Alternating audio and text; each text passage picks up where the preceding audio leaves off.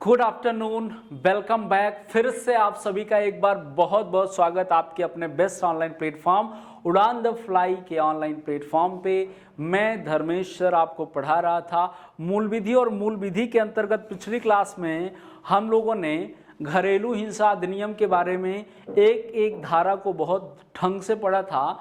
और इस आज का जो विषय है, आज की क्लास में, इस क्लास में मैं आपको पढ़ाऊंगा भ्रष्टाचार निवारण अधिनियम 2018 जो संशोधित है, और उसके पहले भ्रष्टाचार निवारण अधिनियम 1988, the prevention of corruption act 1988, यानी कि भ्रष्टाचार निवारण अधिनियम। और उसके अंतर्गत देखिएगा भ्रष्टाचार निवारण संशोधन अधिनियम, यानी 2018 में संशोधन में क्या क्या बातें की गई थी वो यहाँ पर आज की क्लास में हम लोग सीखेंगे। वो आज की क्लास में हम लोग यहाँ पर जानेंगे। आपके एग्जाम के पॉइंट ऑफ व्यू से बहुत ही महत्वपूर्ण विषय है, बहुत ही महत्वपूर्ण अध्याय है। तो एक एक धारा को, एक एक बात को, एक एक कॉन्सेप्ट को यहाँ पर ध्यान पूर्वक आपको समझना है। कहीं से कोई कंफ्यूजन आपको नहीं होगी, बस आपको क्लास में रेगुलर जुड़े रहना है।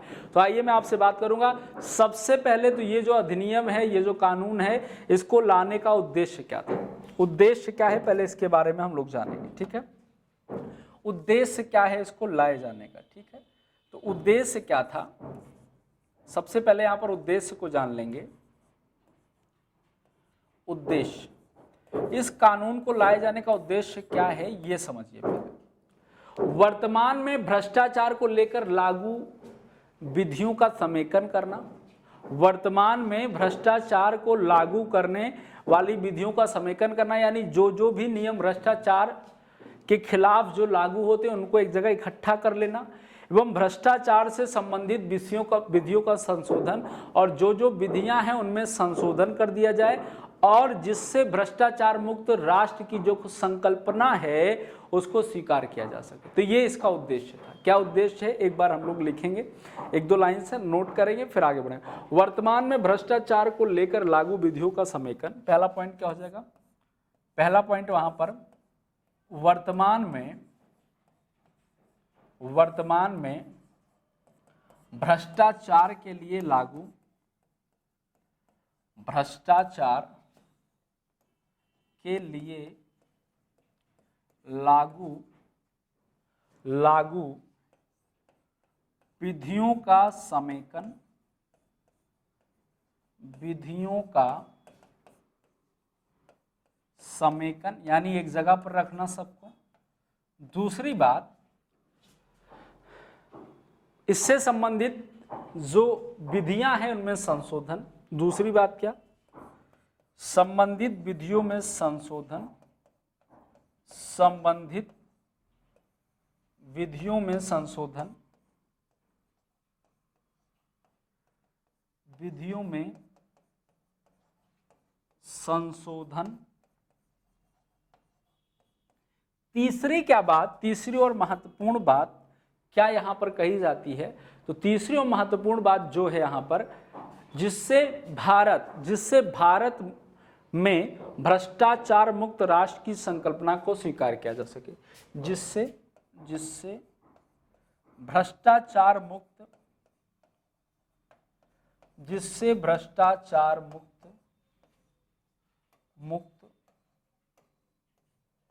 राष्ट्र की संकल्पना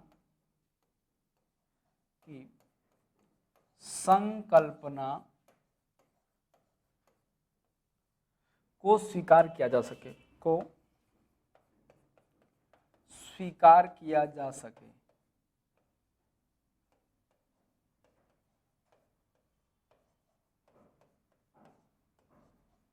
ये क्या हो जाएंगे, ये आपके पहले तो इसका उद्देश्य क्या था, इस संशोधन को, इस अधिनियम को लाने का उद्देश्य क्या था, ये आपको सबसे पहले यहां पर मैंने बताया। तो जल्दी से आप लोग स्क्रीनशॉट ले लीजिएगा, नोट कर लीजिएगा, इसके आगे हम लोग आगे प्रोसीड करेंगे।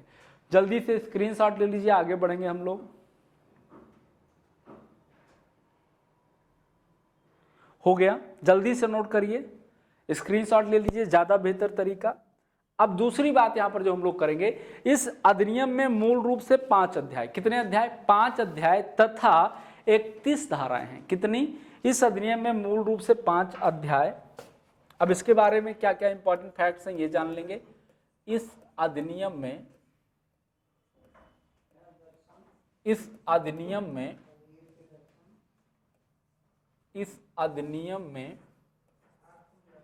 मूल रूप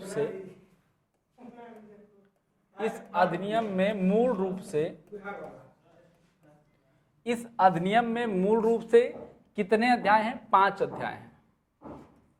5 अध्याय एवं कितनी धाराएं हैं बताइएगा जरा देख के। 31 धाराएं हैं। लेकिन ये तो मूल की बात हो गई है। कुल अगर आपसे डायरेक्ट पूछा जाए कितने अध्याय हैं तो 5 अध्याय हैं, और कितनी धाराएं हैं तो 31 मूल रूप से। लेकिन 2018 के संशोधन के बाद अध्याय 4 का जोड़ा गया है, यानी फिर 6 अध्याय हो जाएंगे 2018 के संशोधन के बाद। देखिएगा, जबकि 2018 के संशोधन के बाद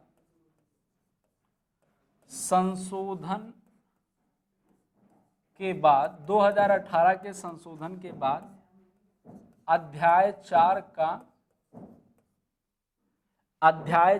का इसमें जोड़ा गया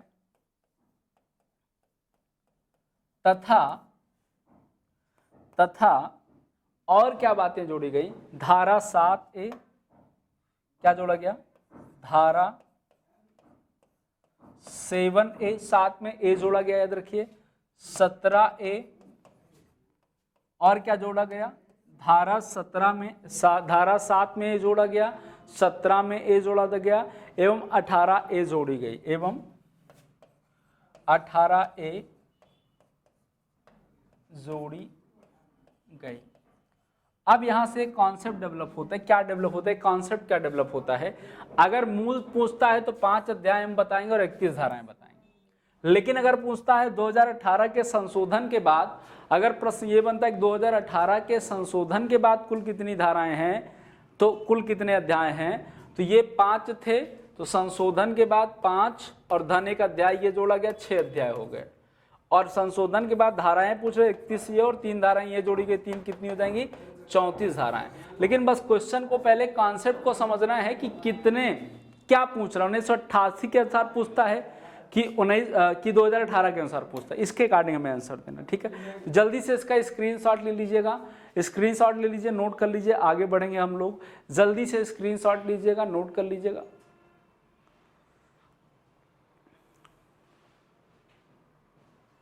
हो गया? जल्दी से स्क्रीनशॉट लीजिए, नोट करिए, जल्दी से स्क्रीनशॉट ले लीजिए, नोट कर लीजिए, आगे बढ़ेंगे हम लोग।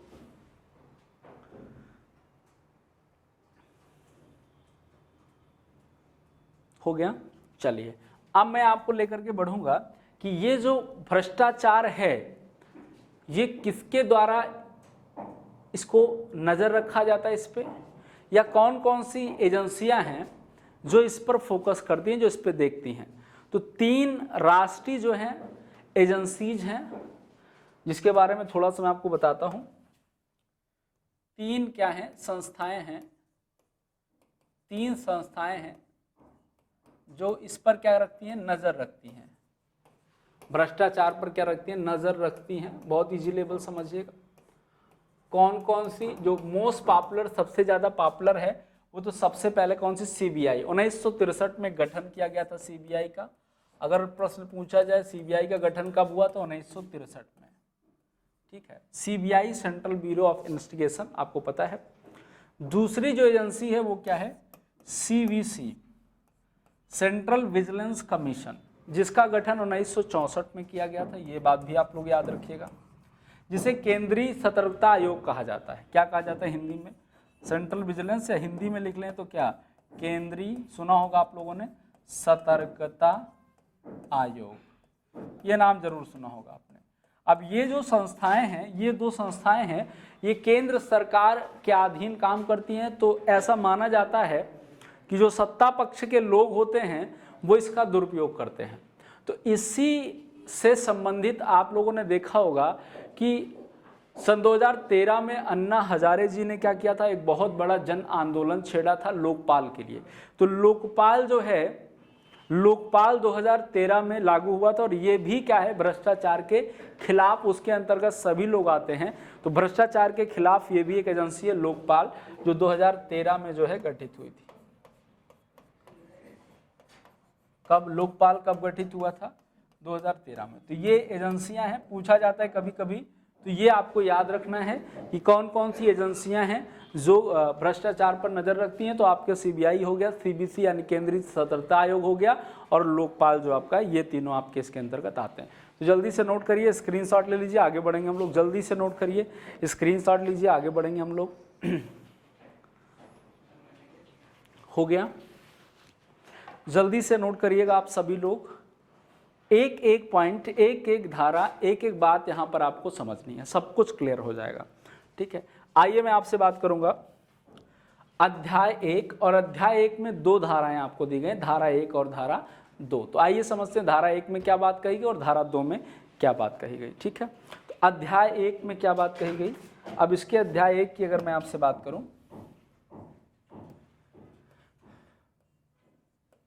अध्याय 1, अध्याय 1 में क्या बात कही गई।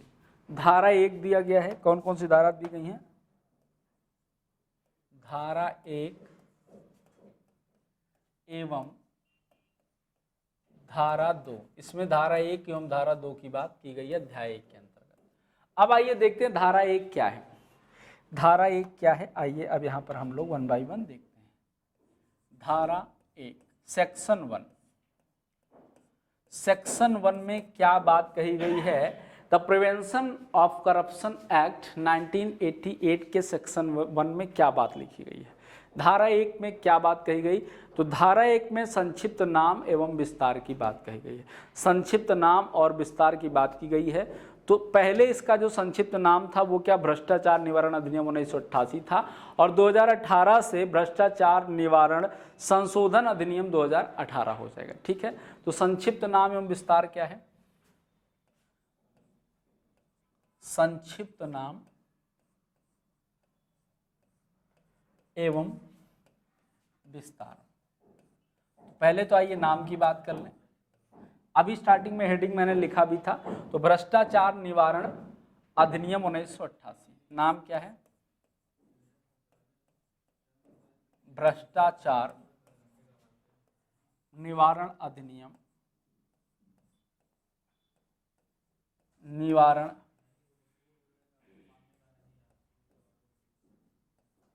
अधिनियम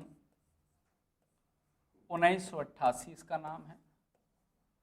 और संशोधन के बाद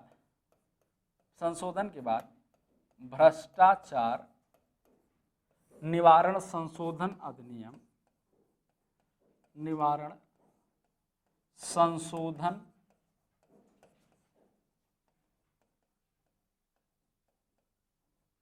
अधिनियम 2018 में संशोधन अंतिम बार किया गया था इसके अंतर्गत।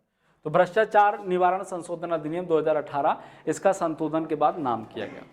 अब ये पूछा जाए कि पारित कब हुआ, तो राज्यसभा में पारित हुआ तो 19 जुलाई सन 2018 को संशोधन वाला। ठीक है, और लोकसभा में 24 जुलाई 2018 को पारित हुआ था। तो देखते हैं हम लोग यहां पर पारित कब हुआ। पारित तो पहले राज्यसभा में, फिर कहां पारित हुआ, फिर लोकसभा में, फिर क्या हुआ, राष्ट्रपति के हस्ताक्षर। तीनों की अलग अलग तिथियां हैं, कुछ भी पूछा जा सकता है, याद रखिएगा राष्ट्रपति के हस्ताक्षर कब हुआ। तो 1 बाय 1 तीनों पॉइंट्स को यहां पर देखें। राज्यसभा में कब पारित हुआ, 19 जुलाई 2018 को, 19 जुलाई 2018 को। लोकसभा में 24 जुलाई 2018 को, लोकसभा में कब पारित हुआ? 24 जुलाई 2018 को। और राष्ट्रपति का सिग्नेचर तुरंत ही इमीडिएट 26 जुलाई 2018 को हुआ। तो ये आपके एक महत्वपूर्ण सूचना है धारा 1 के विषय में। जल्दी से इसका स्क्रीनशॉट ले लें, जो भी स्टूडेंट्स नोट करना चाहते हैं वो जल्दी से नोट कर लें। तो मैं आगे प्रोसीड करूंगा कि इसका विस्तार कहाँ कहाँ पर दिया गया है। विस्तार भ्रष्टाचार निवारण अधिनियम का कहाँ कहाँ पर आपका किस हद तक विस्तार, किस किस जगह पर विस्तार इसका होगा। ठीक है, ये धारा 1 के अंतर्गत बात आपसे कही गई है। तो जल्दी से विस्तार की बात हम लोग करेंगे। हो गया, चलिए नोट कर चुके हैं, इसे जल्दी से स्क्रीनशॉट ले लीजिएगा, जल्दी से स्क्रीनशॉट ले लीजिएगा।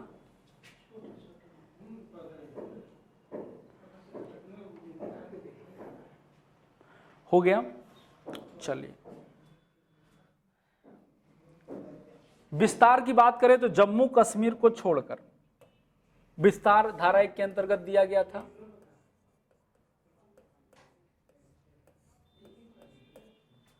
जम्मू कश्मीर को छोड़कर पूरे भारत में लागू।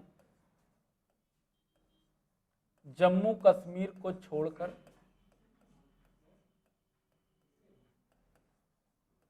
जम्मू कश्मीर को छोड़कर पूरे भारत में लागू। दूसरा एक यहां पर महत्वपूर्ण बिंदु आपको ध्यान रखना है, भारत में बाहर रह रहे भारतीय नागरिकों पर, भारत से बाहर रह रहे, भारत से बाहर रह रहे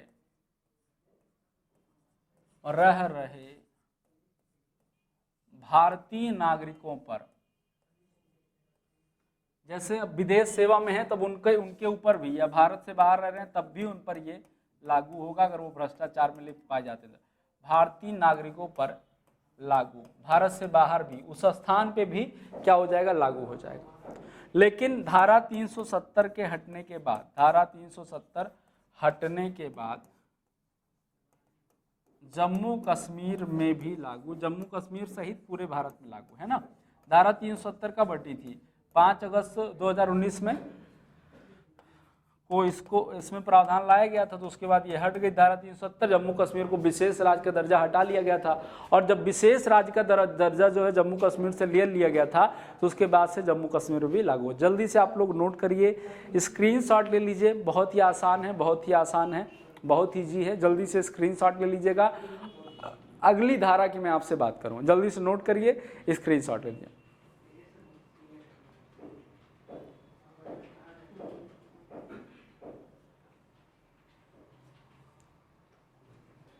चलिए हो गया।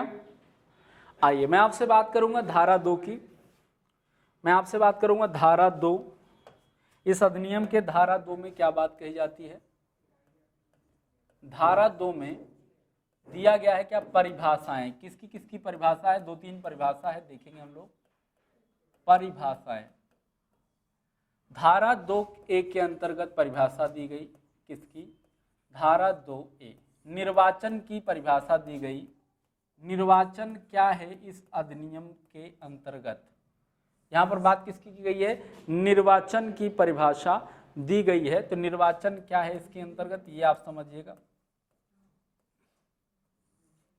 निर्वाचन तो आप लोग समझते ही हैं, चुनाव जिसे आप लोग कहते हैं। तो निर्वाचन क्या है इसके अंतर्गत? निर्वाचन को परिभाषित किया गया है संसद, विधानमंडल या स्थानीय प्राधिकरण। संसद, विधानमंडल, संसद, विधानमंडल या स्थानीय प्राधिकरण, जैसे ग्राम पंचायत हो गया आपके, स्थानीय प्राधिकरण, संसद, विधानमंडल या स्थानीय प्राधिकरण, या लोक प्राधिकरण के सदस्यों के चयन के लिए, या लोक प्राधिकरण के सदस्यों के चयन के लिए, या लोक प्राधिकरण के सदस्यों के चयन के लिए, के सदस्यों के चयन के लिए, सदस्यों के चयन के लिए या लोक प्राधिकरण के सदस्यों के किसके लिए, चयन के लिए, उनको चुनने के लिए विधि द्वारा किया गया निर्वाचन है, के लिए विधि द्वारा किया गया निर्वाचन। इस बात को हम क्या कहते हैं, निर्वाचन कहते हैं। विधि के द्वारा किया गया निर्वाचन, किसी भी माध्यम द्वारा किया जाता है तो वो निर्वाचन है। एक परिभाषा और यहां पर धारा 2 लोक कर्तव्य की परिभाषा, धारा 2 यहां पर बात की गई, धारा 2B 2B लोक कर्तव्य क्या होता है, ये समझिएगा। लोक कर्तव्य यहां पर क्या हो जाएगा, तो लोक कर्तव्य से तात्पर्य ऐसे कार्य से है, लोक कर्तव्य से तात्पर्य ऐसे कार्य से है जो जनता या समुदाय के हित में किया जाता है। तो यहां पर नोट करेंगे, लोक कर्तव्य से तात्पर्य ऐसा कार्य जो जनता, ऐसा कार्य जो किसके, जनता या समुदाय के हित में किया जाए, या ये बात क्या है, लोक कर्तव्य की परिभाषा में है, समुदाय के हित में किया जाए। एक परिभाषा और मैं यहां पर आपको दूंगा, उसके बाद हम लोग जो है क्लास को आगे प्रोसीड करेंगे। किया जाए हो गया, इसको भी जल्दी से स्क्रीनशॉट ले लीजिए, बहुत जल्दी से स्क्रीनशॉट ले लीजिएगा। मुझे जहां तक यकीन है एक एक बात आपको क्लियर हो रही है, जल्दी से इसका स्क्रीनशॉट ले लीजिएगा। धारा 2B आपके हो गया, धारा 2C में एक परिभाषा और दी गई है जिसमें लोक सेवक की परिभाषा की बात की गई 2C में। जल्दी से 2B तक स्क्रीनशॉट लीजिए आप लोग, मैं 2C की बात आपसे करूंगा। एक अंतिम बात आज की क्लास में जो कि धारा 2C में आपको दिया गया है परिभाषा किसकी, लोक सेवक कौन होता है। ये आपको आईपीसी में भी आपको इसकी यहाँ पर लोक सेवक की परिभाषा आपको बताई गई थी, पढ़ाई गई थी, लेकिन यहाँ पर थोड़ा सा विस्तृत परिभाषा है लोक सेवक के विषय में, ये उससे अलग भी हो सकती है और इससे विस्तृत भी है, ठीक है। तो ये बात आपको याद रखना है। तो अब मैं आपसे बात करूंगा धारा 2C, किसकी बात करूंगा, सेक्शन 2C, जिसमें लोक सेवक की परिभाषा की बात की गई है। सेक्शन 2C धारा 2C, लोक सेवक कौन होता है ये आपको यहां पर समझना है। लोक सेवक, इस धारा के अंतर्गत लोक सेवक की परिभाषा आपको बताई गई है। केंद्र सरकार एवं राज्य सरकार से वेतन ले रहे अधिकारी या कर्मचारी, एक एक पॉइंट अलग अलग लिखूंगा। केंद्र सरकार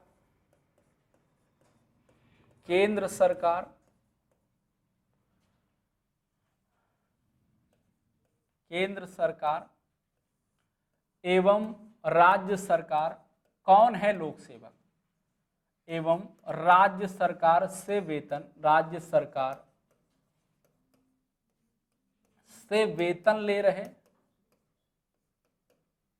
ले रहे अधिकारी एवं कर्मचारी, अधिकारी एवं कर्मचारी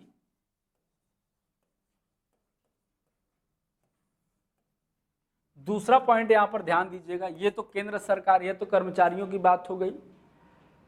विभिन्न निगमों प्राधिकरणों के अध्यक्ष सचिव कर्मचारी, विभिन्न निगमों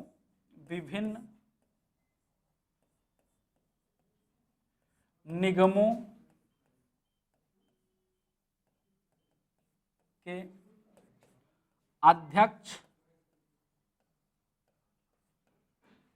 सचिव एवं कर्मचारी।